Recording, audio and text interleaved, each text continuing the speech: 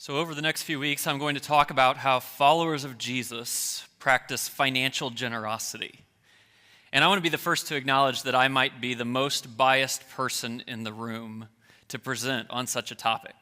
You might think, well, of course, Greg, because you're a pastor at the church, your paycheck actually comes from the church. Of course, you're biased. And I won't pretend that that's not true, that might not be part of the bias, but I can promise you there are two other factors in my life that blow that away in terms of my bias. I'm biased towards followers of Jesus practicing financial generosity first because I am the recipient of that generosity. The whole story of my life is a reflection of other people's generosity through churches to God, and I wouldn't be who I am today without it. This coming Saturday, we have more than 100 parents of kids and students who are coming to a breakfast, and I'm going to get to share just a little bit of the story of the effect the church I grew up in had on me. And there are different stages to that, but I remember a very particular stage when I was about to come into my teenage years, and that little church that didn't have very much money decided they would take a risk and go ahead and hire a youth pastor that they had never had before. It was financial outlay for them. People had to be generous in order to make it happen. But I can promise you that the person they hired changed the entire trajectory of my life. I don't know where I would have ended up. I might have gone off the deep end. I might have, not gone off the deep end. But I can promise you this. I wouldn't be serving God today like I am without the impact of that person that came through their generosity. I ended up becoming a pastor, of course, and about 21 years ago, I came to start to serve Suncrest Christian Church. Some of you have heard me tell the story before. I'll tell the very short version. I was a senior in college. I was getting ready to get married to Jenny. I was going to graduate in May, get married in June. I wanted to start a job. And John Wassam, who's the founding pastor of Suncrest and my mentor in ministry, he offered me a job, but it was a part-time job. It would pay $15,000 a year. And as much as I wanted to come and serve this little brand new startup church in Northwest Indiana that was less than a year old, I had to tell him no because I needed to support my family. John came back to me, took me out for lunch the next week, and here's what he said. This is my version. It's not that way he would tell the story, but this is the true and accurate version. He said, hey, Greg, I got a new idea. How about you come and work full-time at the church and we just pay you part-time? And I said yes. And the way that I said yes was I was able to go out to churches where people were being financially generous and raise another $10,000 a year for the first 2 years so that I could have a salary of $25,000. And it was because of the generosity of those churches and, of course, all kinds of churches that were already being generous, so a little church like Suncrest could start, that shaped the entire trajectory of my life. I would not be who I am today.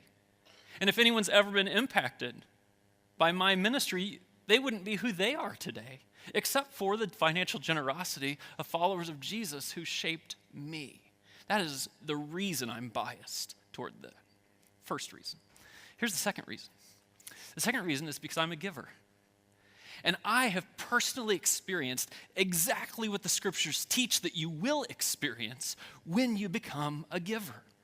The scriptures tell you that you'll be able to really make a difference in other people's lives through your generosity. They tell you that your generosity is one way, a very important way, to honor God and put Him first in your life. And the scriptures would tell you that it'll bring great happiness to your life once you get into the rhythm of giving. It brings great joy. And I have found all three of those things to be continuously true throughout my life. You know, when I was young, when I was 21 and came to Suncrest, I resolved that I would be a giver because I wanted to make the same difference that others had made for me.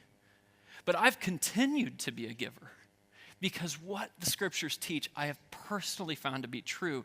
And here's what it kind of does inside of me. Conversations about money are uncomfortable sometimes, so I don't go around just asking people how much they give. But if I ever get into a conversation and I find out that someone's not really a giver, it just makes me sad for them. Because I know they're missing out on things that I'm experiencing. And so I never hesitate to lean into conversations and say, oh, you should totally shape your life this way. And so we're going to talk about this over the next 3 weeks. And I just want to start with a simple statement. How about this? I want GeneroUS, that's the name of our series, to start and lift conversations about giving. Sound familiar? Yeah, the sex series, I wanted to start and lift conversations about sex. And we're going to do a series after the giving one about the afterlife, and I'm going to want to start and lift conversations about the afterlife. Because I think on these three topics, sometimes the church gets a bad rap, and sometimes it's our own fault because of how churches and Christians have talked about these things over time. And so I definitely, as it comes to generosity, want to start conversations, the same conversations between you and your spouse, between you and friends to be able to talk about this openly, between you and your kids, and absolutely between you and God, to think, what would generosity look like in my life? And I want to lift these conversations. And there's two particular ways I want to lift the conversation about generosity, because sometimes in church, the conversation about generosity is reduced to, well, the church wants your money. The church wants your money. And I think there's two particular ways I want to move that conversation. I want to move it from people feeling like they're compulsed to give to instead being compelled to give. Now, compulsed and compelled both acknowledge something that's true whenever you talk about money, which is that there is a tension to it. I can't resolve the tension. The question is, will it be a negative tension or will it be a positive tension? Negative tensions are marked by compulsion, by threats, by guilt, and by shame. And the scriptures teach very clearly about this, that as a giver, you should not be a compulsed, shame-based giver. Instead, God loves a cheerful giver. And he talks about how our generosity ought to be compelled. See, compulsed has kind of an open fist where you force me to open it up, but compelled says, I'm about to do something. And it's kind of scary, but it's right. And I want to shape my life that way. And so I want to move the whole conversation from something that's pressure or tactics or something like that. You won't experience that over the next 3 weeks. To something that says, this is what the scriptures say about giving, and I think it's a beautiful picture. Not easy, but beautiful. I also want to move the conversation, lift the conversation, if you will, from the idea of giving to the church to rethink about what it really means to give through the church. I don't know, but sometimes the conversation gets reduced like this. You'll even hear people say this. Well, what did you give to Suncrest? I think, well, you don't give to Suncrest. You don't give to any church. I mean, that almost separates me from the church or you from the church. Some of you have heard me tell the story before. A number of years ago, a woman in our church who was not a follower of Jesus, but had kind of found a place here to explore faith and test things out. I got to have a conversation with her after one of the services. And she said, Greg, she was very complimentary. She said, Greg, I really like the way that you teach. I said, well, thank you. I appreciate that. She said, yeah. She said, you're good at using the collective we. I said, the collective we? What do you mean? She said, well, I have been to other churches far in the past, and this was her phrase. She said, it seemed like all those churches would do is should on you. Should on you. You should do this, you should do that, you should do this. That was like the whole message from the platform. She said, Greg, but you don't say you should. You talk about we as if you're part of us. And I said, I am. I'm trying to figure this out just like everybody else is trying to figure it out. And it's not only that I'm part of you, but you're part of me. This is we. Right? In fact, this is very important. That of course, the church isn't a building and it's not a worship service. The church is a group of people. We are the church. You and me together. So would you just say that? Like maybe repeat after me out loud. I'm going to say the phrase, we are the church. I just want you to repeat it after me. We are the church. Let's say it. We are the church. We. And so if we are the church, you can't give to the church. We are the church, and our financial generosity comes through us to make a massive impact in the kingdom of God and in other people's lives and in our own lives by being givers.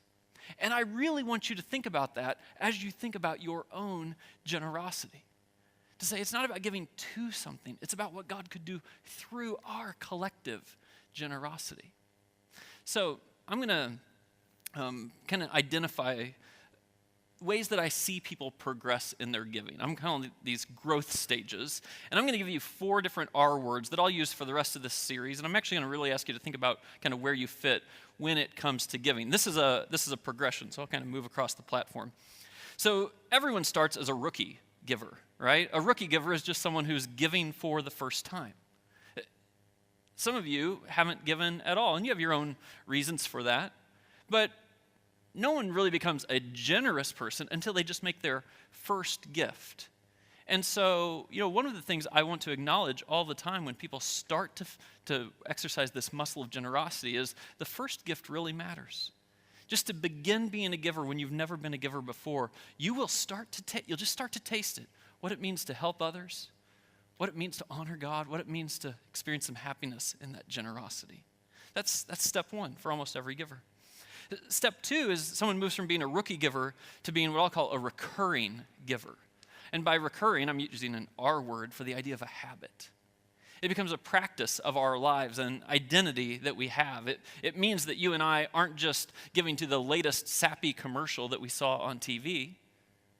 It means we're not just giving for a first time. It means, no, this is now part of my identity. It's who I am. And so I'm going to give a regular amount, week in and week out, month in and month out. And this isn't so much about the percentage yet, but you would be intentional enough to think, what percentage would I give?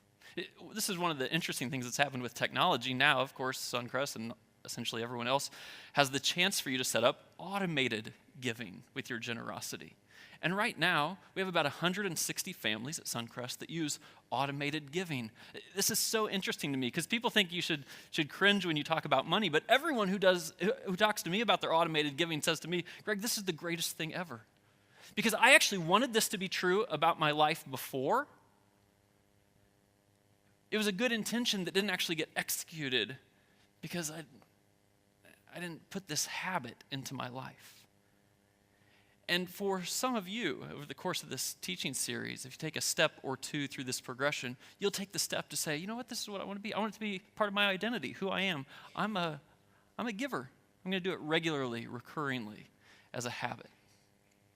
After people have done that, maybe for a very short while, or maybe they sat there for a while, they usually move into the stage of being what I'll call a relational giver. And a relational giver has really 2 defining factors. You see, when you're a recurring giver, the question you kind of answer in your mind is, how much can I afford to give? And then you set it up to do that. You might stretch yourself a little bit, but it's still kind of within what can I afford. The relational giver thinks an entirely different way. The question is instead, what does God ask me to give? What kind of gift would honor God?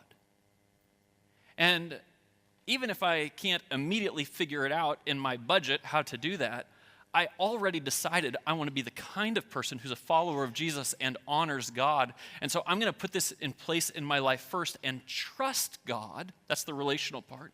Trust God. Now, sometimes around church you hear the word tithe, and a lot of times people just use the word tithing as kind of just a synonym for giving and say, well, I tithe. But the Bible doesn't use the word tithe like that. Actually, the word tithe in the Bible is just a mathematical term. It's 1/10. 1/10, it's 10%. And so relational givers are kind of this group of people who would say, yeah, I'm going to structure my life in such a way that I'm going to give the first 10% of how God has blessed me, my income, and give that to God. That would mark my relationship with him, not just what I feel like I can do. That's a very important step for people as they mature through their faith in trusting God. There is one other factor to the relational giver. It is our relationship with God, but I notice at this stage in people's giving that many times they begin to notice how their giving in their life relates to other parts of their life. People kind of look up and say, hey, I'm giving $100 a month, but I spend like $150 a month on my TV and internet. That doesn't seem right. Hey, I'm giving this amount, but then I compare that to how much I'm eating out or some other habit that someone has. And they start to reconcile that if we want to have God first place in our lives, it doesn't make sense for so much of the rest of our life to be spent other places and a smaller amount with God. And so one of the things I hope you'll do over the course of this teaching is to say, I'd consider taking that step from rookie to recurring to relational. The last step that I see people take in their generosity lives is the step to be radical in their giving. Radical givers are people who give beyond that 10%. And there's all kinds of people who do that and motivations for doing it. I told you a little bit ago when I came to Suncrest, I made $25,000. And, I'm a person who's trusted God all the way through that life. So even though, you made $25,000, you give $2,500. That's what you do. But I didn't give more than $2,500. I just was in that spot to trust God. In those first 2 years here, I was working at Suncrest, and my wife was going to school. She was a total drag on me financially. Total drag. She'll be here at the 10:30 service Sunday, so I may or may not say that out loud at the 10:30 service. But after 2 years of school, then my wife got a teaching job, and she made $25,000 a year. All of a sudden, we made $50,000 a year. We didn't have any kids. We were, in my mind, rolling in it. And immediately, I went from being a relational giver to a radical giver. Because it's interesting, this radical giver category, sometimes it's about means, sometimes it's about spiritual maturity, but many times it's just to say, I was a relational giver and I found out it really does make a difference in people's lives. It really does honor God, and it really does bring me happiness when I do that. So when I have the chance, I'm going to do as much as I can. And it's a beautiful place to be. And I really want you to implement these practices in your life, both to honor God and to shape your own life. And so actually, at the end of this series, in just a couple of weeks, I'm going to ask you to make a commitment with an actual commitment card. It's not a dollar commitment. I'm not going to ask you to turn in how much you're going to give this year. It is instead to kind of think about your identity as a giver. So I'm just going to throw this picture up here on the screen real quick so you know what it's going to look like.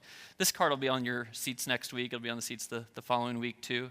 And I really want to ask you, as I teach through the scriptures here, to think about where you are on this progression. And my very clear request of each one of you is that out of this teaching series, that you would take at least one and possibly two steps in that progression. To say that you would reshape your life and you would experience generosity in a brand new way by taking one or two steps forward from where you are right now. So let me, the challenge of doing a 3-week teaching series is the scriptures teach about money, and Jesus speaks about giving and generosity all the time. So tonight I'm going to share with you a parable from Matthew chapter 25. Now, some of you know what parables are. They're the stories that Jesus told that have a lot of lessons for life in them. Whenever Jesus would tell a parable, you can almost always count on this, and it'll be true in this one, that one of the characters in the parable represents God. And then there are usually multiple other characters in the parable that represent us. And you have to kind of do your work through the parable to identify with which one of the characters is you. And Jesus tells this fascinating financial story about a master and 3 servants. And I just want to read this story to you. I'll comment a little bit on it along the way.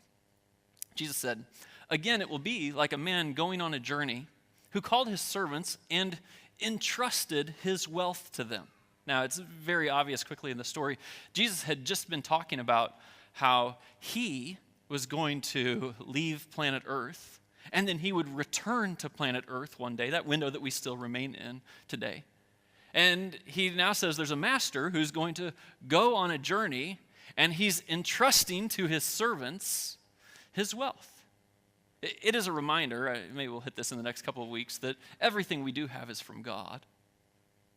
I mean, that is one of the fundamental understandings of generosity. You can probably push back on that in your mind if you really want to, but you don't really want to have a wrestling match with God to say, no, God, this is me, not you. I mean, whatever skills that you have, whatever intellect that you have, whatever ability to make money that you have, whatever money you have, it's all from God. The Bible says God owns the cattle on 1,000 hills. He has everything. So the master has it all. He just entrusts it to us. To one, he gave 5 bags of gold, to another, 2 bags, and to another, 1 bag, each according to his ability. Some of you heard me say this before. I'm I know people read this and think, oh, that's not fair. Doesn't the Bible say all men are created equal? I say, no, that's actually the Declaration of Independence that says that. What the scriptures say is that God does not give everyone the same amount. He gives different people different amounts according to their ability. And then depending on how they utilize that, you'll see in the rest of the story that he might give them more or less after that. Then he went on his journey. Goes on. The man who had received 5 bags of gold went at once and put his money to work. Now, I want to sit on that phrase just for a few minutes here. Because the whole idea here is that there's a king, a master, and he has servants, and he's given these servants kind of a commission, and he says, I want you to go and take what I've given you and put it to work. It ought to be out there making a difference somehow. It ought to have an effect. It ought to have an effect on people around you. It ought to have an effect on you. You should not walk back with this same amount. And the very idea that people viewed their money as a tool for something else has been fundamental ever since we had money. Now, many people view money and say, yeah, it's a tool for me to have security. It's a tool for me to have enjoyment. It's a tool for my family to go to Disney World. It's a tool for me to buy the house I want to buy. It's a tool. And none of us, I don't think any of us, thinks the end goal is money. We all know that money is the means to some other end goal. And even if you just like having money, the truth is your end goal is probably security, not money. So money is always the means, and the scriptures would say this is a good idea to think about your money as the means to something else. You go and put it to work. It can make a difference. And after he put it to work, he gained 5 bags more. So also the one with 2 bags of gold gained 2 more. But the man who had received 1 bag went off, dug a hole in the ground, and hid his master's money. This is where the soundtrack would say, dun, dun, dun. So one did not put his money to work. That's the point.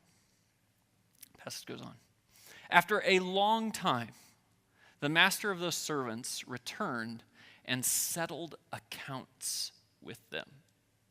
So this is the idea that the master is coming back, and there will be kind of a reporting period to the master to say, so what happened? And I'm going to teach about this a little bit more in the Afterlife series, but I don't know how you picture this accounting with God. But quite consistently in the scriptures, here's how the accounting goes. For people who did what God asked them to do, they don't have to stand in front of God and explain it. God just comes to them and says, and God explains it. He's like, that was awesome. This was great. Wow, well done. For the people who didn't do what God asked them to do, he asks them to speak in the time of accounting. So follow how this goes.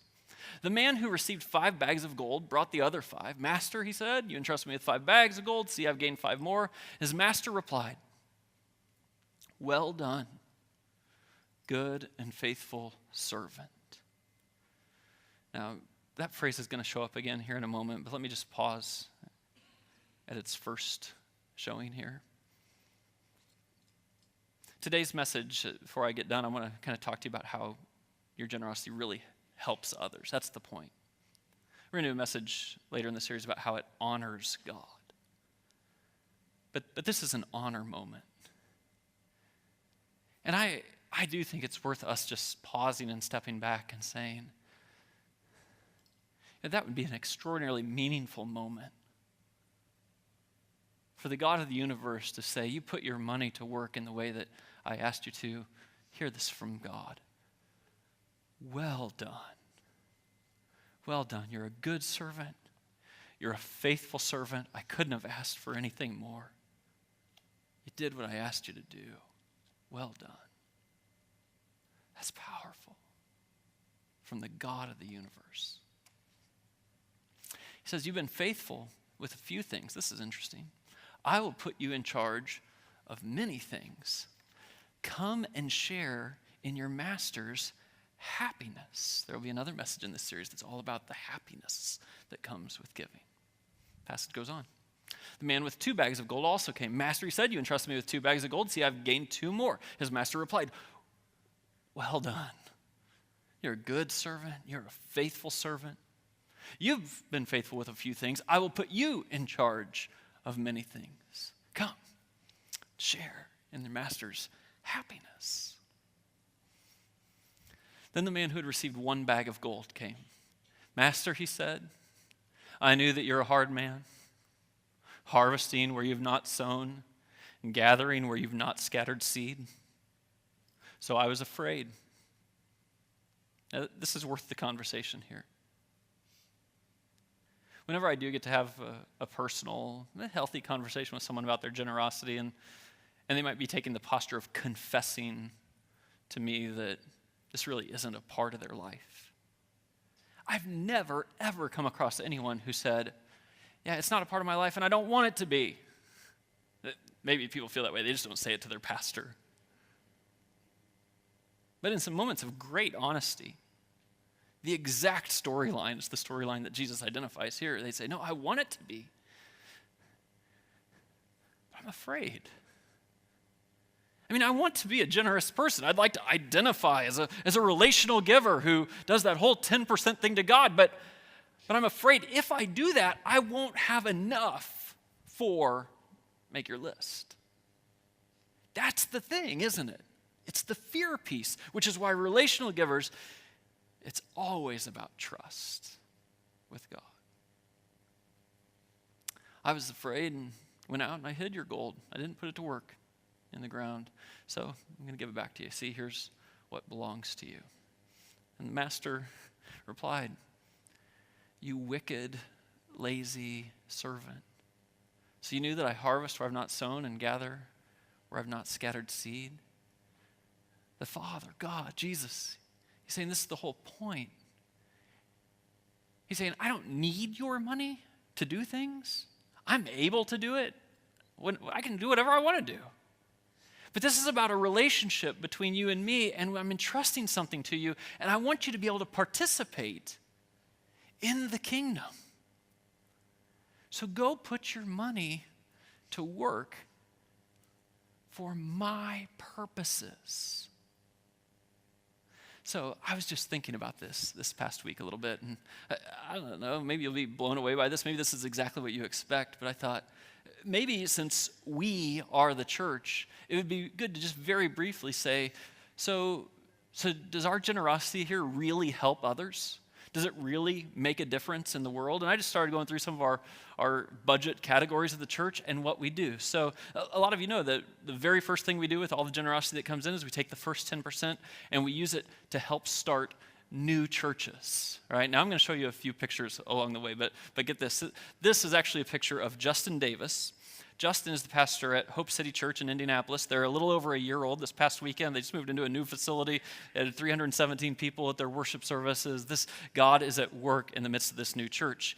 Justin found out that we installed a real baptistry, and he said, can I have your old baptistry? So that's him with our old baptistry packed into his little SUV, driving it back to Indianapolis. We gave it to him, of course, because we love new churches. By the way, all the old chairs that were in here, we also gave to a different one of our new churches so that they could have that, and they're thriving as well. Suncrest has started 34 new churches since our existence, but get this, 11 of those new churches are just within the last 2 years. Just in the last 2 years. Those 11 churches, 5 of them are house churches in the country of Myanmar, and 6 of them are churches like we might think about it here. You combine those 11 churches and the attendance they had this past weekend, and it would equal or exceed the attendance at Suncrest last weekend. It's just a kingdom endeavor that since so many people were generous to us, of course we're going to be generous to new churches. One of those new churches actually started last Sunday. It's one of our next new churches in San Ramon. Get some of these pictures. This is when they circled up to pray before the service. Then there's a picture of a kid that's children's ministry at its finest. All right, and it's a picture of their service, but it's beautiful. One of our pastors, Dan, was out there last weekend to help celebrate with them and guide them in this endeavor. It is beautiful what generosity actually does when you put it to work. You can take another 10% of our budget and we give it to our local compassion partnerships and missions, and it really makes a difference. We have partnerships with Habitat for Humanity and Sojourner Truth House. This happens to be a picture of our partnership with Pierce Middle School, where there's volunteers at Suncrest who are mentoring kids after school. This happened to be some Suncrest volunteers who were teaching them to paint, and they tackled that project. I'm just telling you, it really is making a difference. The way we have generosity flow through us to shape the world. We're actually at the very beginning stages of exploring our fourth compassion partnership, which will engage special needs, kids, teens, and even young adults in our region. It's going to be beautiful. I mentioned that's compassion and missions. I want you to think about this for just a second. This is a trifecta of pictures here. This is very, very important to me. Suncrest has experienced lots of growth. We grew by 24% just last year. But one of the things that's very important to me when we start talking about big numbers is to remember that the numbers only make a difference because they're names and their faces and their stories. And over time, Suncrest has done everything we can, not just to increase our seating capacity, but to increase our sending capacity. Follow this with me. The girl on the left, her name's Katie Geertsma. She's been a part of Suncrest. She's getting ready to go and do mission work in the Ukraine. And Suncrest is going to be her biggest backer along the way. The family in the middle, that's Janelle Knox, her husband Johnny, and their 3 kids. They're the ones who are serving in Myanmar, starting these house churches. Janelle grew up at Suncrest in our student ministry and was sent out from here. The couple on the right, this is Les and Hannah Andrews and their beautiful daughter. Les and Hannah are preparing later this year to go to North Africa to share the gospel in a country where it is less than 1% Christian. They grew up here and we're sending them out. That's what we're putting our money to work in an effort to really make a difference in the world. And I know that every time I give at Suncrest, it does this work. It's very important to me that we raise up people here, that we send them out. I want to show you a picture here of Aaron Schweitzer. So Aaron was born about the same time Suncrest was born. And he grew up in our children's ministry here, and then he grew up in our student ministry here. And just a couple of weeks ago, our elders ordained Aaron to be a pastor. It was a beautiful ceremony, and now he serves on the campus of the University of Iowa, doing campus ministry, trying to engage people right where they are. And I think this is so important to me, that when we give here, our generosity, it's being put to work. We're actually getting ready in just a couple of weeks here to have another ordination service for another young man who grew up at Suncrest, who we're going to ordain as a pastor. It happens to be Mitch Wright, who is on our staff and leads worship here a number of times.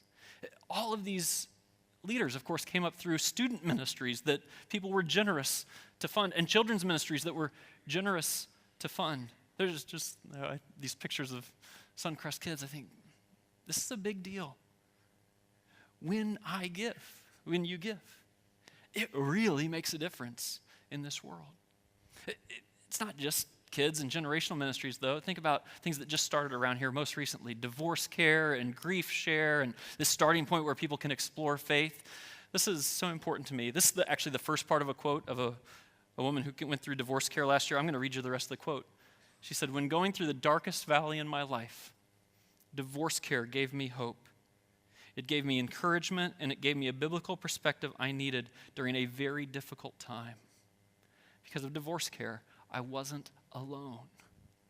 That's what our generosity, of course, does around here. We celebrate baptisms all the time. Over 150 people were baptized at Suncrest just last year who identified themselves with the death, burial, and resurrection of Jesus. This is Tanya. She was baptized last week, and she just talks about how she was searching, and then someone invited her to Suncrest last April. And over time, she took this journey and then devoted her life to Christ. I actually had a conversation just this week with a guy named John Harker. This is wild.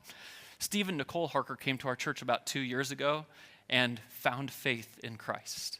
And they were baptized, and over time they've grown here, and Steve's moved into a leadership role and a coach in our children's ministry. And he was trying to invite or even annoy his little brother John to say, "You got to come to Suncrest. You got to come to Suncrest."